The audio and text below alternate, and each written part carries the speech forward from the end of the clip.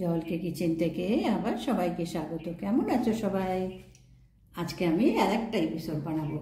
কেমন একেবারে চটজলদি কিন্তু খেতে খুব ভালো হয়, সেটা আজকে আমি বানাবো এবং আমরা সবাই কিন্তু ভীষণ ভালোবাসি। এটা হচ্ছে তোমার ইলিশ মাছের মাথা নেজা। কেননা ইলিশ মাছের তোমার মাঝের মাছগুলো তো খাওয়া হয়ে যায় নানান রকম বানিয়ে, থেকে যায় তোমার গিয়ে এই মাথা আর তোমার এই নেজা, আর হয়তো এই ছোট ছোট নেজার ওপরের হয়তো তোমার গিয়ে এইরকম মাছটা থেকে যায়। তো সেইটা দিয়েই আজকে আমি তোমার টক বানাবো। এই মাছটাকে একটু একটু মানে কড়া করব না, কেননা মাছ তো বেশি পুরানো নয়। এইটা একটু ভালো করে ভেজে নিয়ে এর মধ্যে তোমার এই তেঁতুলের কাঠ দেবো, আর এটা হচ্ছে সর্ষে, অল্প একটু নুন দিয়ে। আমরা সবাই জানি যে সর্ষেতে একটু নুন দিয়ে বাটলে তাহলে তেতো ভাবটা ওঠে না। আর যেহেতু টক সেহেতু শুকনো কাঁচা লঙ্কা দিইনি, তো এখানে আমি একটু নুন দিয়ে সর্ষেটা বেটে নিয়েছি। তো এইটুকু জিনিস দিয়েই তোমার গিয়ে একটা সুস্বাদু তোমার খাবার হয়ে যায়। ইলিশ মাছের টক কিন্তু খুব খেতে ভালো লাগে এবং আমাদের খুবই ভালো লাগে, সবাই ভালোবাসি।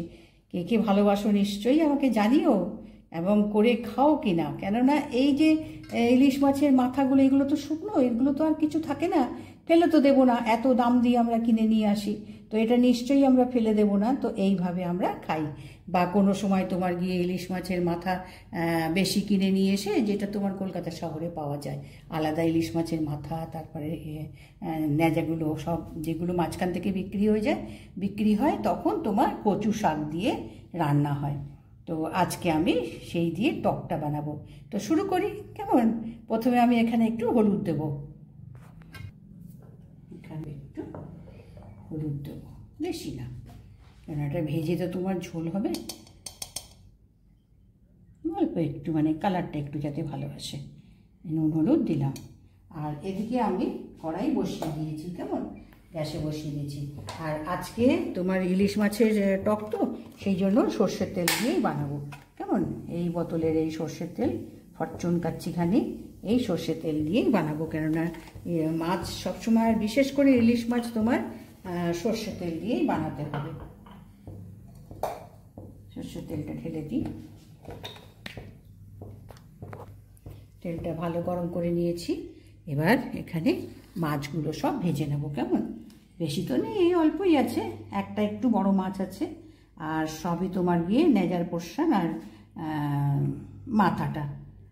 আর ইলিশ মাছের মাথা তো খুব একটা মানে ভালো হয় না, শক্ত, মানে যেমন রুই কাতলার মাছের মাথাগুলো তোমার গিয়ে একটা আলাদা সফটনেস থাকে।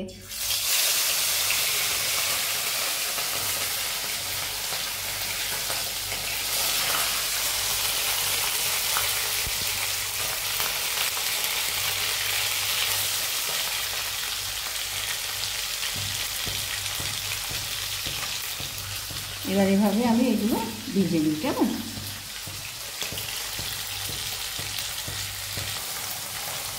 এবার আমি একটা পাট উল্টে দিয়েছি।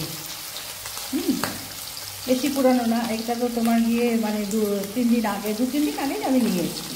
তো এইটারই মাঝখানে ডিমগুলো দিয়ে আমি এর আগে একটা রান্না দেখিয়েছি, আর সেই বাকি পোর্শনটা দিয়ে আজকে আমি এই টকটা বানাবো।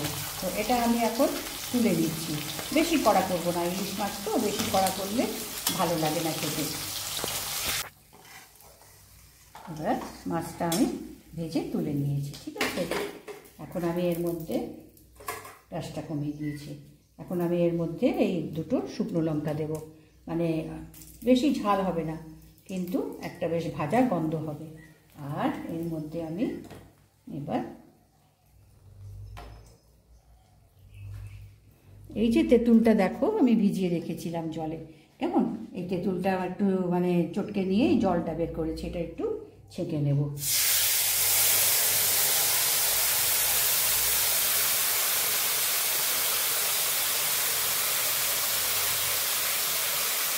তাহলে কী হচ্ছে, এই তেঁতুলের যে তোমার গিয়ে অল্প তেঁতুলের গায়ে খোসা থাকে, তারপরে তোমার যে মানে কিছু ময়লা থাকলে পরে এটা তোমার বেরিয়ে গেল।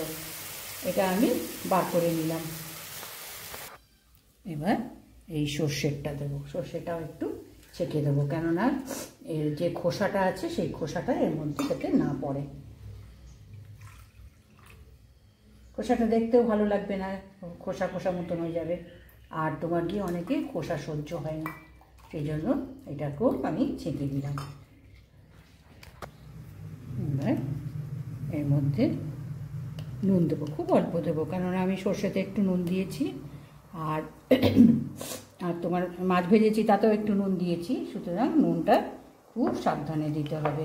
আমি সবসময়ই বলি যে নুনটা তো মানে রান্না করার সময় খুব সাবধানে দিতে হবে। হলুদও তাই, এখানে অল্প একটু হলুদ দিলাম জাস্ট কালার হওয়ার জন্য, আর এখানে কিন্তু কিচ্ছু লাগবে না।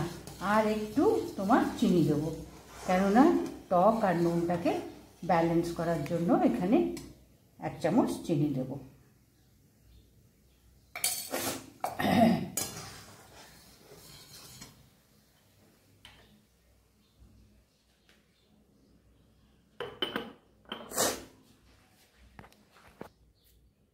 এবার এখানে একটু চিনি দেবো, বেশি না, কেননা এটা মাছের টক তো, যার জন্য বেশি লাগবে না। এই চামচে 1 চামচ মতন আমি চিনি দিলাম, দিয়ে এবার এটাকে একটু ফুটতে দেবো, আর মাছগুলো এর মধ্যে এখন ছেড়ে দেবো। এবার ঝোলটা দেখো ফুটে গেছে, এটা কিন্তু আর বেশি ফোটাবো না, এবার মাছটা দিয়ে দেবো এর মধ্যে। এই যে ইলিশ মাছে তোমার গিয়ে ন্যাজা মাথা এগুলো তোমার গিয়ে মানে এমনি খাওয়া যায় না, কিন্তু একটু মানে কড়া করে ভেজে, বেশি কড়া করবে না যে একেবারে কাট কাট হয়ে গেছে সেটা না, একটু ভেজে নিয়ে এইভাবে একটু টক বানিয়ে নিলে পরে দেখো খুবই সুন্দর খেতে লাগে, এর টেস্টই একদম বদলে যায়, আলাদা হয়ে যায়। তো এটা আমি এখন মাছটা দিয়ে দিলাম, এখন একটু ফুটে গিয়ে তারপরে এটাকে নামিয়ে নেব।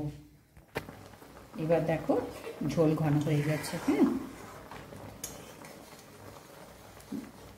10-15 মিনিট একটু তোমার গিয়ে ফুটিয়ে নিয়েছি, এ দেখো ঠান্ডা হলে আর একটু ঘন হয়ে যাবে। এবার আমি বন্ধ করে দিচ্ছি, বন্ধ করে একটু গ্যাসের ওপরে রেখে তারপরে আমি ডিশে সার্ভ করে দেবো। দেখো কত তাড়াতাড়ি একটা সুস্বাদু খাবার হয়ে গেছে, এইগুলোকে তোমার গিয়ে ফেলেও দেওয়া যায় না, অথচ এইভাবে বানিয়ে নিলে পরে সত্যিই তোমার গিয়ে মানে অর্ধেক ভাত খাওয়া হয়ে যায়। টক মিষ্টি একটা মানে টেস্ট, টক আমরা বলি যে ইলিশ মাছের মাথা আর ন্যাজা দিয়ে টক, তা সেই রকমই আমি বানালাম, একটু রেখে দিই, দিয়ে আমি তারপরে তুলছি বাটিতে। এবার 3-4 মিনিট আমি স্ট্যান্ডিং টাইমটা আমি দিয়েছি, কেমন? এবার আমি ডিশে তুলে নেব।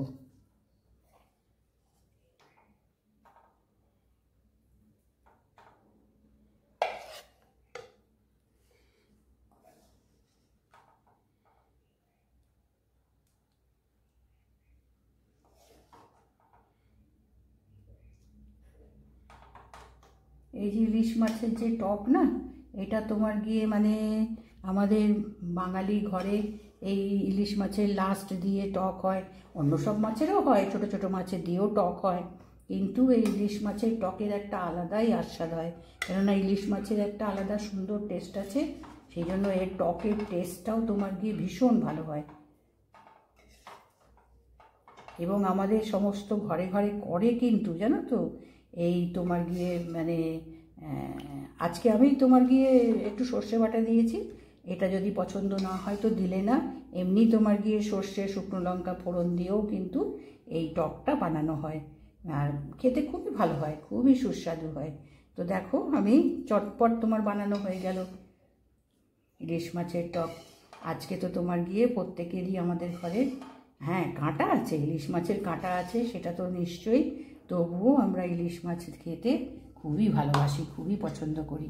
তো আজকে আমি এটা দেখালাম, দেখো কত তাড়াতাড়ি চট জলদি রান্না হয়ে গেল, রান্না করে তোমার গিয়ে মানে কীরকম বলবো, মানে 15-20 মিনিটেই তোমার এই রান্নাটা তৈরি হয়ে যায়। একটু গুছিয়ে নিতে হবে, সর্ষেটা একটু বেটে নিলাম, তেঁতুলের কাঠটা একটু বের করে নিলাম, নিয়ে মাছটা ভেজে নিয়ে চটপট তোমার রান্না হয়ে গেল। তো আজকে আমি বানিয়ে দেখালাম, দেখো ভালো লাগলে নিশ্চয়ই সাবস্ক্রাইব করো, লাইক করো, শেয়ার করো এবং কমেন্টস করো যে এইভাবে সর্ষে দিয়ে কোনোদিন বানিয়ে খেয়েছো কিনা। কেমন লাগলো, ঠিক আছে?